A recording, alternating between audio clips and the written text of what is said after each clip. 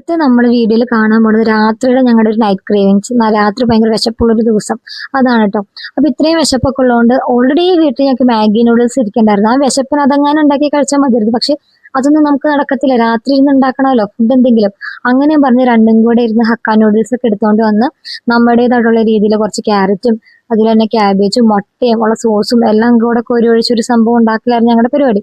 അത് നമ്മൾ കടയിൽ നിന്ന് അല്ലെങ്കിൽ സ്ട്രീറ്റിൽ നിന്നൊക്കെ നമുക്ക് നൂഡിൽസ് നല്ല ടേസ്റ്റോടെ കിട്ടുമല്ലോ. അതായിരുന്നു ഞങ്ങളോട് ഉദ്ദേശിച്ചിട്ടുണ്ടായിരുന്നത്. എങ്ങനെയെങ്കിലും ആ രീതിയിൽ എത്തിക്കാന്നും പറഞ്ഞാണ്. അതായത് നമ്മൾ കുറച്ച് കുരുമുളക് പൊടി അങ്ങനെയുള്ള സാധനങ്ങളൊക്കെ എടുത്തിട്ട് ഉണ്ടാക്കിക്കൊണ്ടിരിക്കാം.